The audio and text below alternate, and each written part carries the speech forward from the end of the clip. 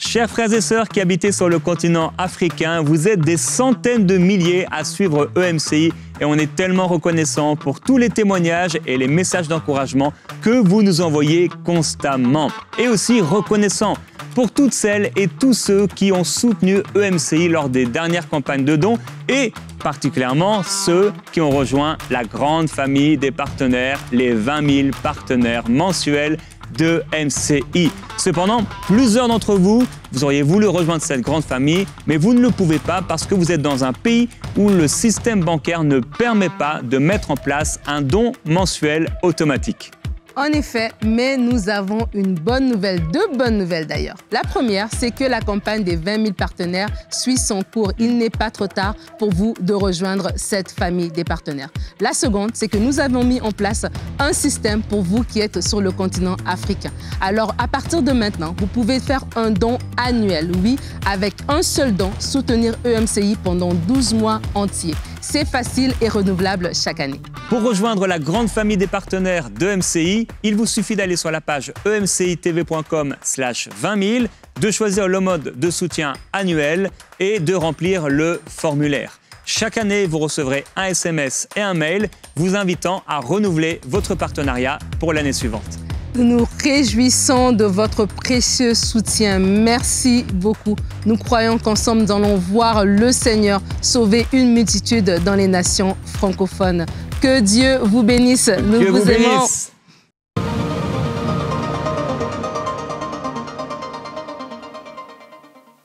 Bonjour.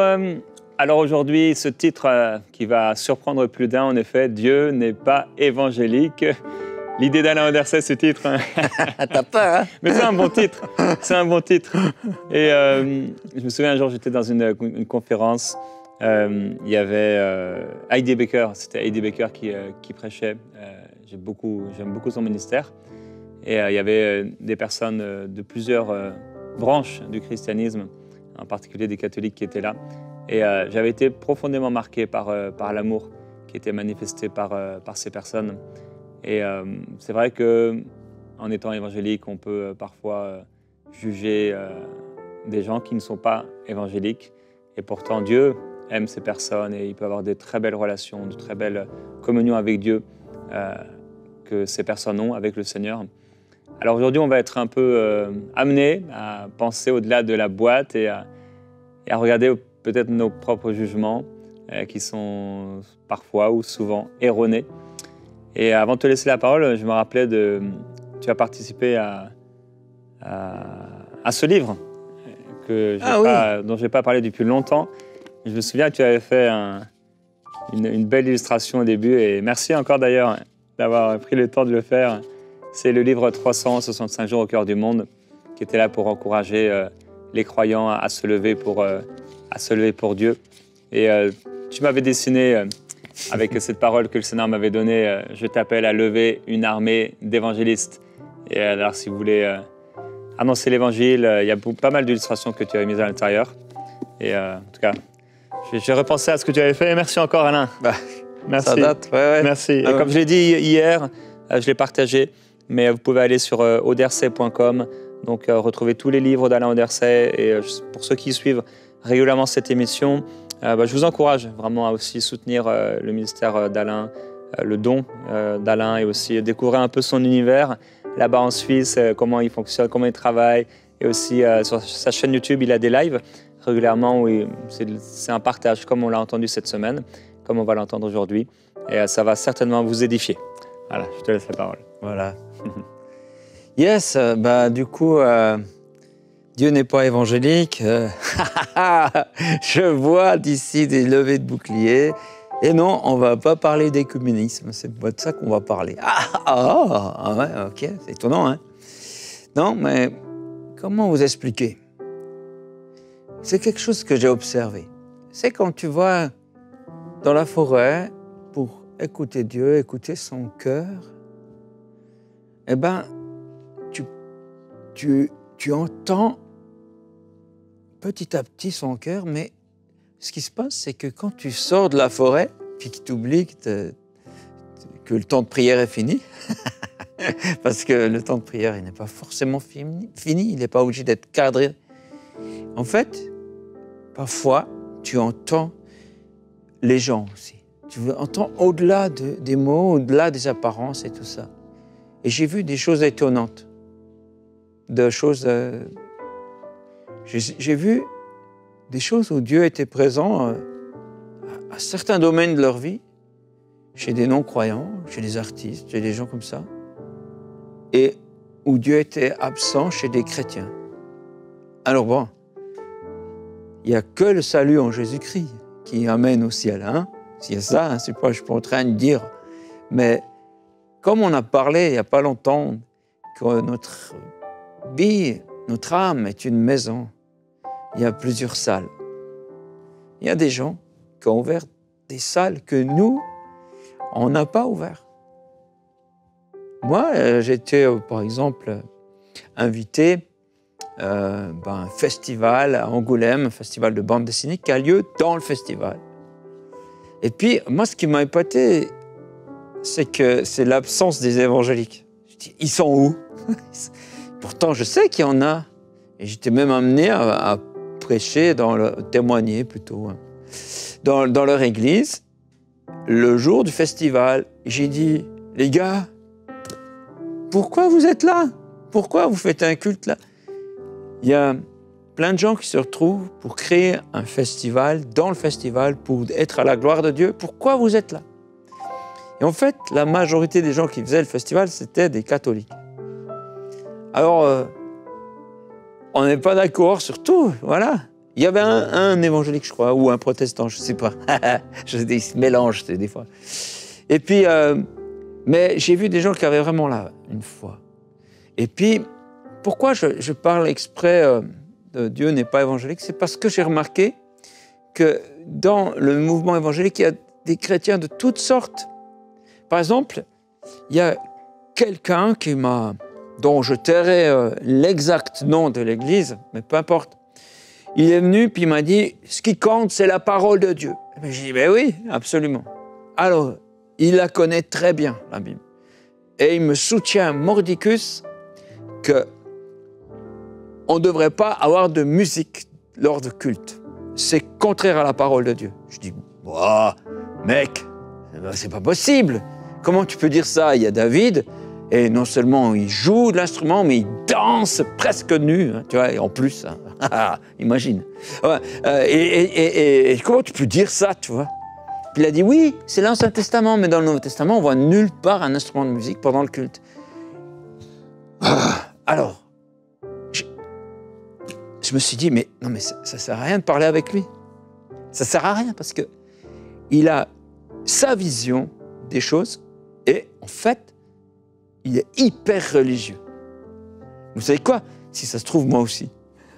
Ouais, parce que la solution, c'est pas d'être comme Alain Auderset, ou Jérémy Sourdil, ou qui vous voulez. Dieu est plus grand que notre façon de le voir. Il est venu en Jésus-Christ nous sauver à la croix. Et il est immense. Il est incroyable. Qu'est-ce que j'ai remarqué pour revenir au festival d'Angoulême? On a été rejoints par quelques protestants, quelques évangéliques. J'ai remarqué un truc où on n'était pas bon du tout. Je ne sais pas, peut-être vous l'êtes, mais j'ai vu que les catholiques savaient faire la fête. Ils prenaient un instrument, ils jouaient au coin du feu. Il y avait de la joie, les gens dansaient, ils étaient de bonne humeur de chanter tous ensemble. Ils dansaient. Puis je me suis dit, mais je ne vois pas ça souvent. Et ça, je le vois de temps en temps des églises évangéliques, mais c'est d'une certaine manière, c'est avec des bannières, tu vois ce que je veux dire? Puis je me suis dit, mais on a perdu ça. Pourquoi on ne pourrait pas être un peu plus humain, tu vois? Et puis prendre les bonnes choses, tu vois? Et on s'est dit, non, on se cache derrière la parole, mais en réalité, ce n'est pas la parole derrière quoi on se cache, c'est le légalisme, c'est une façon de voir les choses. J'ai croisé, en venant ici, avant de prendre le train et là ensuite l'avion pour arriver au Canada, j'ai croisé un autre guitariste le dimanche matin. C'est-à-dire que moi aussi, j'allais faire la musique à l'église et je me suis dit, wow, un autre guitariste, le dimanche matin tôt, alors que d'habitude les artistes, ils dorment le dimanche matin parce qu'ils travaillent jusqu'à 3 heures du matin à jouer dans les bars ou je sais pas quoi, ou dans les concerts ou tout ça. Et je me suis dit, toi, tu es sûrement un chrétien. Alors je l'approche, je lui dis, hey! Tu vois, j'ai envie de faire comme les motards, ils se font un petit signe quand ils se voient, tu vois. Petit, ouais, solidaire, parce qu'on a 2 roues, tu vois. Et je me dis, ouais, ben, il est chrétien, il a une guitare, je lui demande, t'es chrétien, oui. Et en fait, j'ai envie de me réjouir avec lui, parce qu'on va louer Dieu. Lui, dans une église, je sais pas où, dans une autre ville, et moi, dans la ville où j'habite, tu vois. Et j'ai envie de me dire, oh, c'est super, on va adorer le Seigneur, comment tu fais? Et moi, je l'adore avec mes sons et tout ça. Mais lui, tout ce qu'il veut, c'est m'expliquer, oui, mais Jésus, il est plutôt comme ça. Mais c'était pas le sujet. Et j'ai tout à coup l'impression d'être en face d'un livre, de quelqu'un qui me dit c'est comme ci, c'est comme ça, et tout ça. Et ce qu'il dit n'est pas faux. Mais c'est faux d'un point de vue humain. C'était pas ça, le contexte. Et à un moment, j'ai l'impression d'être en face d'un pote de Job. Vous connaissez les potes à Job? Il y en a 3, là. Ils sont là en train de lui dire « Ah, si tu souffres, c'est que tu as dû pécher devant Dieu. » Et puis tout ça, puis ils citent des choses que Dieu aurait faites. Tout ça. Puis en fait, ils étaient tous dans le faux, même qu'ils voulaient défendre Dieu. Et j'avais un peu ce sentiment, c'est pas grave. Hein. Je me suis dit, oh, ben voilà, j'ai laissé parler, me dire des choses que je savais déjà sur qui est Christ et tout ça. Bien sûr, je sais ça, mec, mais c'est pas ça. Enfin bref, vas-y, va. Enfin, je me dis, j'ai pas envie d'aller avec lui. Mais de toute façon, ça tombe bien, j'allais pas au même endroit. Et j'ai fait un camp. C'était à Narbonne, c'était super, avec la famille et des amis. Et on s'est fait pote avec une voisine qui avait une caravane et tout ça. Et puis, on n'avait pas tout de suite dit qu'on était croyants, tu vois. On s'est dit, ça viendra, naturellement. Puis elle nous dit comme ça, ouais, moi je suis au Mexique. Hein. Et à côté d'une église, je ne sais pas si elle est à côté, mais évangélique, il m'a dit, ces gens sont insupportables. Ils sont insupportables. Ils te jugent tout le temps. Ils viennent, ils te disent, ils prêchent dans la rue, je sais pas, ils gueulent dans la rue, ils te disent ce que tu dois faire, tout ça. Et tout ça, et puis ils te donnent des papiers, ils veulent t'amener dans leur église. Nous, on s'est regardés, on s'est dit, nous, on est aussi comme ça. On est aussi évangéliques comme ces gens au Mexique, tu vois. Mais c'est vrai que on essaye d'être amis avec les gens. On n'essaye pas juste de les embarquer, leur faire une clé de bras. Et puis, on ne fait pas un deal avec eux dans le sens « je veux bien être sympa avec toi, boire un verre et t'inviter à boire un café, pour autant que tu es d'accord de t'intéresser à ma façon de croire. » On doit aimer les gens, même s'ils n'ont pas du tout envie de se convertir, parce que les gens ne sont pas mûrs tout de suite. On doit les aimer. On peut les aimer. On peut les aimer même s'ils ne sont pas de notre avis. Et on n'est pas obligé d'insister. Écoutez l'esprit. Moi, j'ai vu les plus belles ouvertures dans le cœur des gens. Ce n'est pas au nombre de kilos de mots Jésus que j'ai dit, c'est que j'ai dit les choses du Saint-Esprit au bon moment. Et il y a un climat qui doit se créer avec les gens. Et des fois, dans ces mouvements, on est très que entre nous, on ne parle pas aux autres, on les juge, on est tout de suite dans le jugement. Une fois, je me rappelle, j'étais très religieux, bien que évangélique, mais très religieux évangélique. Puis mon voisin de chambrée, je travaille dans une ferme, il m'a dit « Mais c'est fou, t'aimes pas notre musique, t'aimes pas ce qu'on fait, tu critiques tout ce qu'on fait, nos jeux vidéo, tout ça. Mais tu nous aimes pas en fait. » Puis moi, non, bien sûr que non. Mais en fait, j'ai réalisé qu'il avait raison. Je faisais pas l'effort de m'intéresser à lui, tout ça. J'acceptais de m'intéresser à lui si lui s'intéressait à ma foi. Et des fois, c'est intéressant d'écouter les gens. Et puis de te dire, ah voilà, c'est ça que tu crois. Ah ben ouais. Puis sans être condescendant. Simplement, voilà. Il y a un truc qui existe entre humains. Tout le monde n'est pas au courant. Si tu écoutes quelqu'un, cette personne t'écoutera aussi. C'est une loi non dite de fonctionnement entre les gens. Si tu n'écoutes pas quelqu'un, tu ne t'intéresses pas à ce que lui pense, à ce qu'il voit, il ne s'intéresse pas à toi. C'est comme ça. C'est bon savoir, hein? J'ai un ami, Stéphane, qui est parti en Russie. Et il s'est retrouvé dans une église orthodoxe. Alors, je ne connais pas. Je vois plus ou moins à quoi ils ressemblent, comment ils sont habillés, tout. Je me dis, oh là là, qu'est-ce que c'est? Et lui-même est rentré dans cette église orthodoxe parce qu'il est très curieux de nature, il veut voir comment ça se passe. Et il est rentré avec sa foi d'évangélique en disant, oh, qu'est-ce que c'est ce truc? Mais tout ce tralala, et puis de l'encens, et puis des habits, des dorures et tout ça, qu'est-ce que c'est ce truc? C'est n'importe quoi. Et puis, il était là en train de juger comme ça. Et puis, à un moment donné, je ne sais pas comment on dit, le prêtre ou le gars au chapeau, là, il est là et puis il fait tourner une sorte d'encens ou de l'eau. Puis il fait tomber, il tourne en priant, je ne sais pas quoi. Puis lui s'est dit, oh là là, cette eau putride là qui est dans... J'ai pas envie de la ramasser, je vais me choper une maladie, tout ça. Seulement, mon ami qui est quand même un intellectuel, il a reçu une goutte sur le front et il y a le Saint-Esprit qui lui est tombé dessus. Il a parlé en langue, alors il ne savait pas pourquoi, il était abasourdi d'être ainsi visité par le Saint-Esprit et sa femme qui était avec, pareil aussi. Je ne suis pas en train de dire qu'ils ont mieux compris que nous, c'est pas vrai, je ne connais pas. Je dis juste que le monde est plus vaste que ce qu'on s'imagine et qu'il y a des gens qui ont découvert des aspects que nous, on n'a pas découverts. Soyons humbles. Dieu résiste aux orgueilleux. Il résiste. Vous vous rendez compte? C'est terrible. Soyons humbles. Acceptons que peut-être on n'a pas tout compris et que peut-être on ne peut pas connaître l'entièreté de Dieu grâce à nos connaissances. Je dis ironiquement parce que c'est sûr qu'on ne peut pas.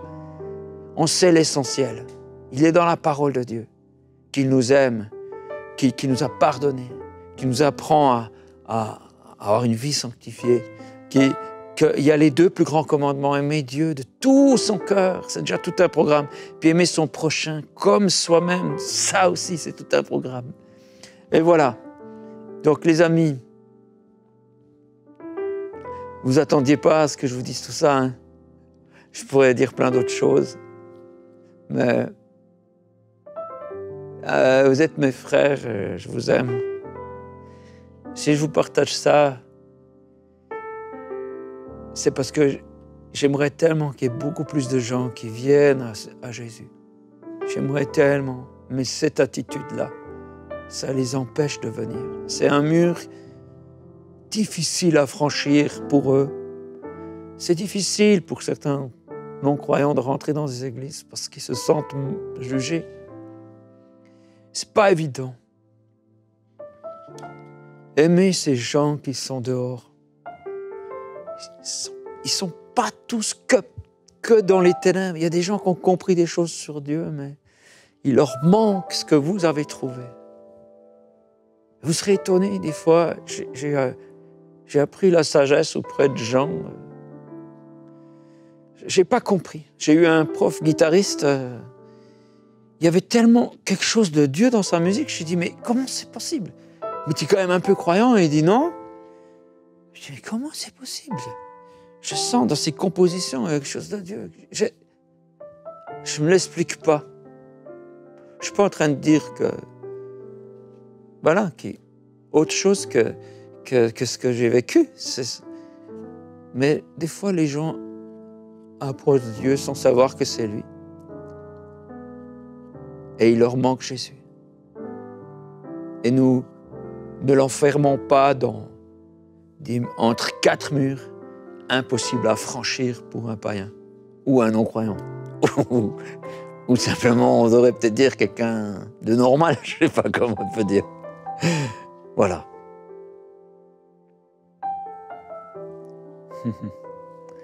Dans mon livre Au cœur du monde, l'image du livre, c'est un cœur qui est congelé dans de la glace.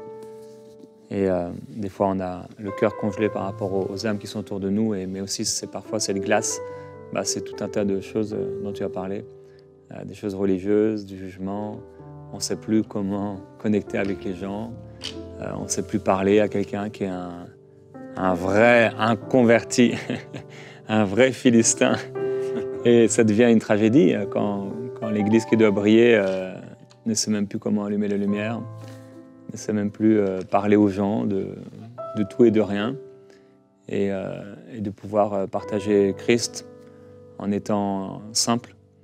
Et je prie qu'aujourd'hui, il y a plusieurs messages qui sont apportés à travers ce moment partagé avec Alain.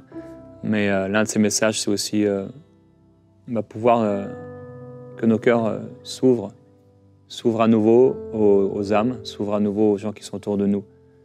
Et je prie que, Père, tu fasses un travail en nous, là où on est devenu comme des robots évangéliques, là où on est devenu rigide, dur, comme ces exemples où on peut même citer la parole, mais c'est devenu comme une lettre qui tue. Seigneur Jésus, toi, tu savais parler avec toutes sortes de personnes. Les pharisiens te disaient que tu étais un mangeur, un buveur, que tu passais du temps avec les buveurs de vin et les gens de mauvaise vie, les prostituées. Tu es notre modèle et on prie pour avoir ton cœur et tes façons de parler aux hommes, tes façons d'approcher les gens autour de nous. Aide-nous, Seigneur, à pouvoir parler de toi à nos voisins, à aimer nos voisins, à aimer les gens autour de nous, à aimer nos collègues de travail. Nous voulons être ces lumières qui brillent. Nous voulons être ce sel de la terre et pouvoir inspirer, pas éloigner les gens, pas répulser les gens, mais les inspirer. Permets-nous de le vivre, Seigneur.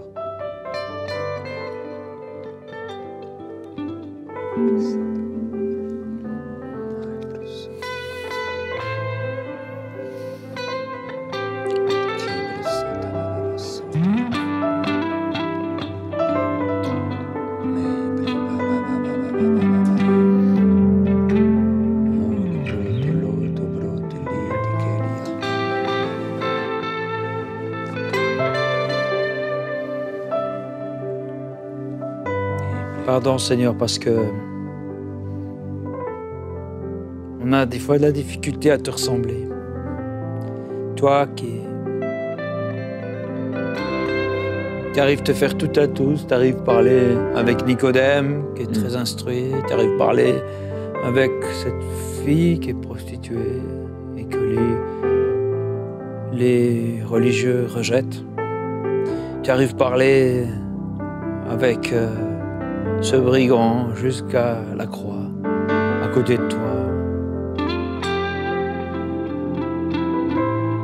Tu arrives parler avec la Samaritaine qui doit se cacher des autres. Toi, tu l'attends, tu sais la voir. Comme tu es doux quand tu lui parles à cette Samaritaine. Tu lui mets pas le doigt sur ses fautes, mais tu lui en parles avec douceur. Tu en parles, mais avec tellement d'attention. Mais c'est, oh, je t'aime, Jésus. Qu'on puisse te ressembler, Seigneur, qu'on puisse te ressembler. C'est ma prière pour moi et pour chacun de nous.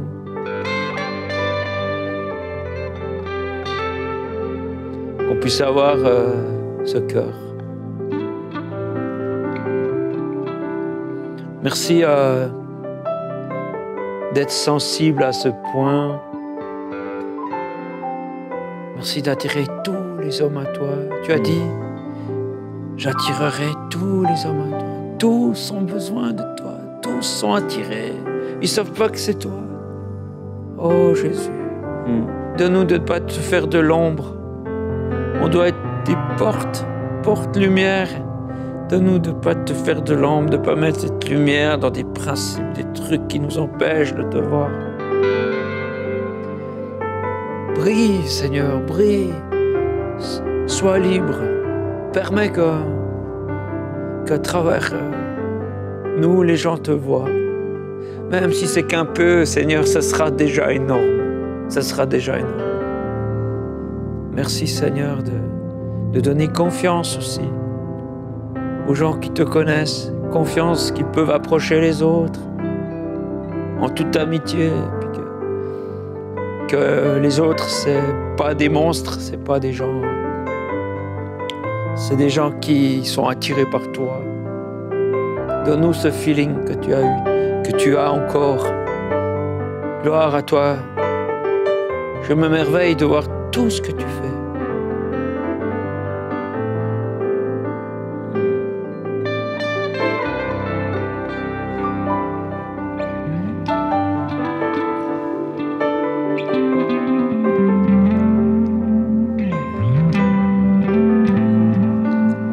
Tu peux demander pardon au Seigneur. S'il y a eu dans ton cœur du jugement, si tu as trop dit, tu as trop parlé contre des chrétiens, contre des pasteurs, ton pasteur peut-être, ton frère, ta soeur dans l'église, un responsable dans ton ancienne église, peut-être le pasteur de ton ancienne église, et il t'a fait du bien, il t'a aimé, il a pris soin de toi, mais il a fait des erreurs aussi. Et tu l'as critiqué, tu l'as calomnié. Dès que tu en as l'occasion, peut-être tu parles contre lui. Ou des gens, même de ta famille, des personnes. Que tu puisses pendant ce moment demander pardon au Seigneur.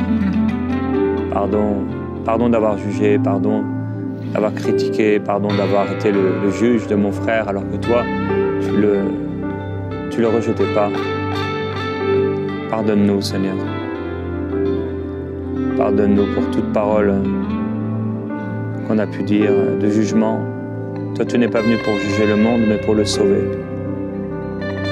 Pierre et Jean, ils ont voulu que le feu descende.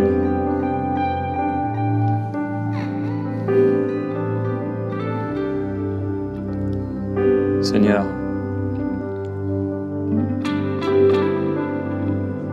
mais ce n'était pas ton cœur.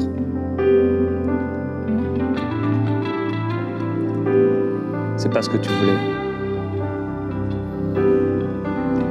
Et tu leur as dit à Jacques, à Jean, chacun d'eux, que c'était pas ce que tu voulais, que tu n'étais pas venu pour juger le monde, tu étais venu pour le sauver. Permets-nous de voir le monde comme toi tu le vois, Seigneur, les gens autour de nous, avec le même amour que tu as pour eux.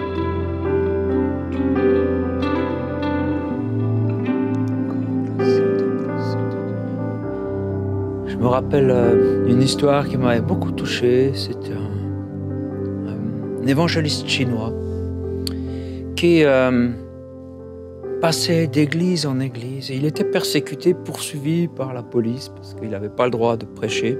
Il le faisait quand même. Puis il allait dans plein de villes et villages pour encourager la foi des chrétiens. Et un jour, il est arrivé à un endroit où les chrétiens se sont disputés. Ils se sont disputés, ils ont fait 2 clans dans la même église, tu vois. Bizarre, hein? On n'a jamais entendu des choses pareilles. Et puis chacun pensait détenir la vérité par rapport à ce qui les sépare. Et ce qui m'avait touché, c'est que l'homme de Dieu, il a pleuré et il a demandé pardon pour la mésentente. Pardon de ce qu'on s'est disputé. Il n'a pas cherché à savoir, celui-là, il a plus raison que celui-là. Le péché, c'est de se disputer. C'est ça. Et tous se sont repentis. Et ils ont décidé de de recommencer ensemble. Il y a, je pense, dans une assemblée qui est même sous la même dénomination évangélique, ou ce que tu veux, autant de façons de penser que de personnes. C'est très facile de trouver ce qui ne nous plaît pas et ce qui n'est pas juste chez l'autre. Cherchons ce qui nous unit. C'est l'ennemi qui disperse, qui tue avec des paroles. C'est le bon berger qui réunit ses brebis. Aidez-le un petit peu. Dans le livre, tu as fait un dessin. C'est un chrétien qui a les fers aux pieds, un chrétien persécuté, très très mal au point dans une prison. Il y a son bourreau qui arrive. Et là, le chrétien persécuté dit « Je suis contrarié car je n'arrive pas à prier en regardant mon feuilleton et la louange du dimanche est trop joyeuse. La cravate du pasteur est de mauvais goût. » Et là, il va se couper parce que le bourreau arrive et dit « Je suis désolé, mais je crois que ça va couper. » Et tu mettais, grâce au téléphone portable, les chrétiens persécutés peuvent aider les croyants occidentaux. Ouais. J'ai beaucoup aimé cette image et dans nos vies, et c'est aussi ce qui m'a fait penser à ça, ce frère chinois avec des fois aussi beaucoup de persécutions. Ces gens nous apprennent à compter sur Dieu, mais non seulement à compter sur Dieu, à venir à l'essentiel. Mais oui, c'est ça. Et à marcher dans l'amour pendant qu'eux souffrent pour l'évangile. Nous, on est en train de se diviser pour des broutilles, pour des détails, pour des petites choses, souvent. Pour l'orgueil surtout. Oui, l'orgueil. C'est ça le vrai problème. Alors que le Seigneur nous permette de pouvoir marcher dans cette humilité et dans cet amour, dans le nom du Seigneur Jésus-Christ. Et merci Alain, merci pour cette semaine, merci d'avoir été là. Merci pour l'invitation, je suis très honoré. Avec joie, je t'inviterai quand tu reviendras, après Inspiré, et dans quelques semaines d'ailleurs, on va avoir un nouveau décor de prière inspiré avec un concept un peu différent. Et je crois que tu as introduit aussi avec ta guitare aujourd'hui ce nouveau concept. Ah bon? Parce qu'on aura plus de moments de louanges, d'instrumentaux, avec des instruments différents. Et je crois que ce sera une bénédiction pour vous. Alors, bonne fin de semaine à vous tous, bon week-end dans la présence du Seigneur. Et je vous encourage encore à découvrir les différentes BD, livres d'Alain Auderset sur auderset.com. Bye bye.